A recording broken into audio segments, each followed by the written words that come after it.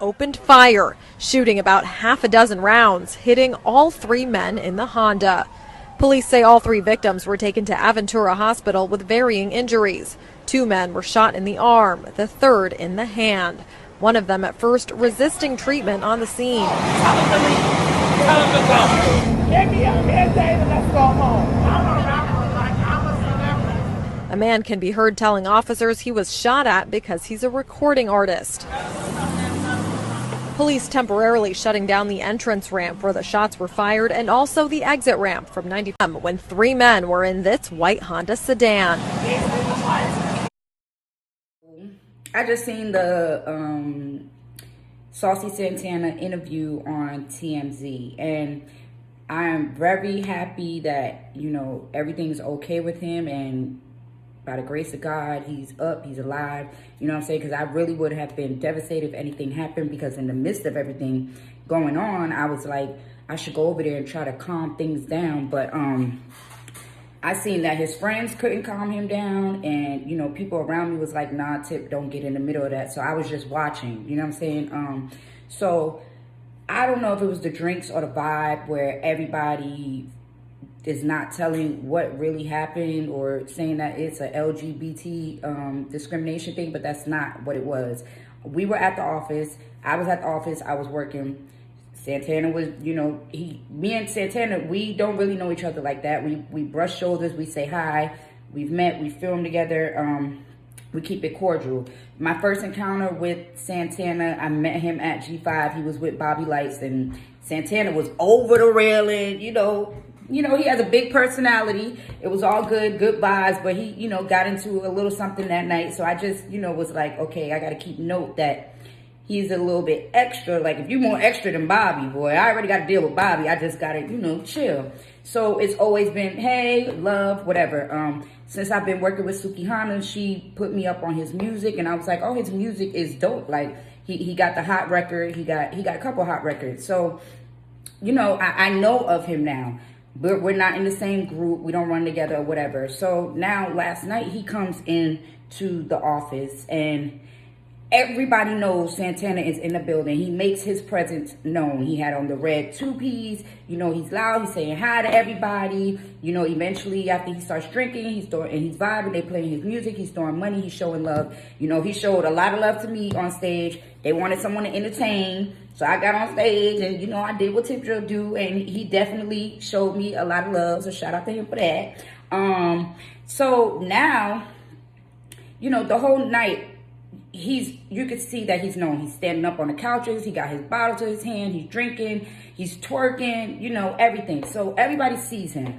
So at one point, he pulls down his pants and his black thong is showing. So now security is like, all right, now this, you know, we got to calm it down. You know, this is a gentleman's club, okay? You know, it's, you know, they let you twerk, they let you vibe, they let you do your thing. But at some point, you know, you got to keep it to a minimum, because it is a gentleman's club where women are here to make their money and do their thing. You know what I'm saying? So his black thong is showing. So the security walks up to him, and the security is like, you know, you can't be doing that. This is, you know, obviously a gentleman's club. You can't be doing that. You know, calm it down, whatever. Santana goes to level 10, and he start, you know, cursing him out, and I could do whatever I want, and fuck that shit, and da-da-da-da-da. I'm gonna get my niggas, blase, blah, blah, blah. Threatening the security, put his hand in the security face, everything. The security did not budge. He's just still leaning over, and he's looking at him. He's like, all that's good, but you can't be doing that. You know what I'm saying? And we all clearly understand and see why he cannot be doing that. So Santana goes back to his section eventually. He's standing on a couch. Now he's on level 15 because he's mad, he's hot, he wiping his face, whatever, he talking shit. So now he goes on the across the stage and goes to the DJ booth and gets on the mic. It was like, fuck these motherfucking securities. Ain't nobody gonna put their hands on me. Fuck y'all security, bitch. So everybody's looking like, okay. Now at this point, I thought security was gonna body slam him and throw him out the club, like, cause I'm like, you already done put your hand in the security's face. You was already loud. You already disrespected him. Now you on the mic calling them bitches. Nothing happened. So Santana in his section, he's seeing nothing happen. He's still on level 15. Now Santana walks around the club to 3 different sections of 3 different groups of guys and like, fuck that shit, ain't none of y'all motherfuckers gonna touch me, I get my people, blase, blase. You know, he going, I'm talking about, and the type of niggas that go to the office is not them type of niggas that you should be walking around disrespecting. So I'm very appalled. I am shocked. And the security is really trying to, you know, keep their peace. Like, you know, well, we ain't gonna put our hands on you. Go get them people you talking about you got. You know what I'm saying? And, you know, nobody did anything to Santana. Like, I was really, really shocked. Shout out to the security. He had a lot of patience. He put up with a lot. Like, I had to go to the office after the club and let the managers know, like, this man deserves a raise. He deserves a award, because what Santana just did and the disrespect that Santana just did was absolutely absurd. So Santana walks back across the stage and goes back to his section, and he's turning up and he's dancing or whatever, and he's still talking shit. It got to the point where him and his friend almost got into it, because his friend like, all right now, bitch, you're doing too much. Don't push me or don't hit me or whatever, you know, whatever. You know, they drinking, that's how friends get, whatever. So Santana goes back to his section. All I wanted to make clear was that, you know, Santana cool and all, the music is cool and all, but the office was not having the LGBT discrimination. And I really think that's why they didn't put their hands on him, because they was trying to avoid this, and it happened anyways.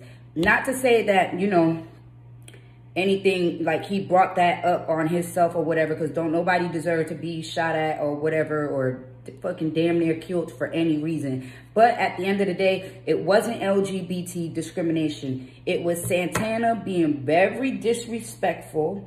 And, you know, I'm not saying this to have bad terms with Santana, but if it happens, hey. But I'm just stating the facts and letting the real be known, because I don't know what the fuck going on and what club they was at, but the club we was at, it wasn't no LGBT discrimination at all. The security, everybody, all the niggas was vibing, letting him do his thing. He was there for a couple of hours, like, you know what I'm saying? So I don't know if it was the liquor that triggered him to take down his drawers and, you know, try to become one of the strippers, have his thong showing. I don't know. You know what I'm saying? But come on now, like, let's be for real, y'all. That wasn't supposed to happen. But hopefully everybody remembers the real story. And, you know, I just had to let y'all know, because, you know, I work at the office, and when you trying to get them in trouble and stuff, you taking money out my mouth, and I just can't let that happen. And, you know, the real just got